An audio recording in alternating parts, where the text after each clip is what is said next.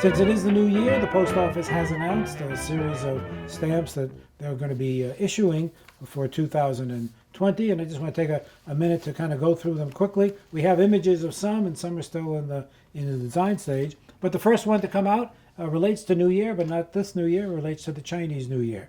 And 2020 is the year of the rat, and so you can see an interesting a version of the rat there, and a number of other countries will also be issuing a New Year's stamps for the year of the rat. Valentine's Day in February, and I should mention we're going to have a family day on February 8th, where we're going to be making Valentines using postage stamps and actually mailing the Valentines using love stamps. So put that on your calendar, February 8th. But the post office has a new Valentine's stamp coming out. There's a series called the Black Heritage Series, started way back in the 70s, and the 43rd stamp in that series is going to feature a woman, if you're a fan of public television, and especially the show Washington Week in Review, you'll know Gwen Ifill. She's being honored on a forever stamp. A stamp that people like to use for different occasions, it's the Celebrate stamp. We had one a few years ago, and now the post office is putting out a new one in 2020. Post office likes flowers, so they're going to be putting together a bunch of stamps featuring, orchids, and also some other stamps. They want to honor our athletes, as we usually do, and so Arnold Palmer is the choice this year, famous golfer.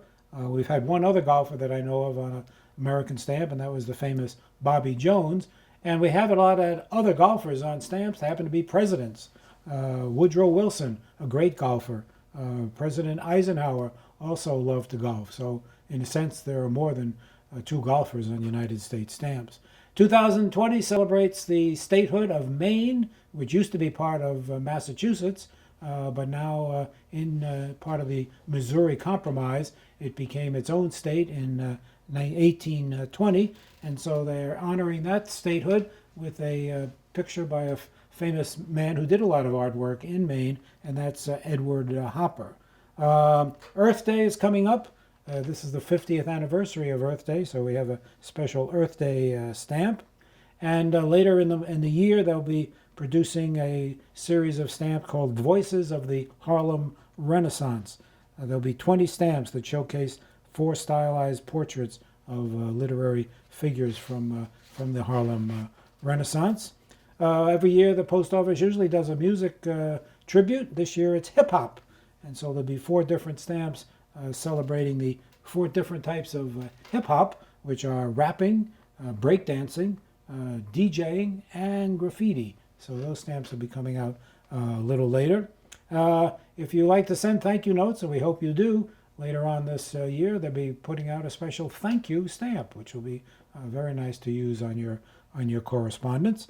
And of course, 2020, a big celebration all during the year, and that's the celebration of the 19th Amendment. And so the post office will be celebrating that with a special stamp on the ratification of that amendment. And then I believe, I don't know if it's the last stamp of the year, but it's also an anniversary year for the Mayflower, 400 years ago.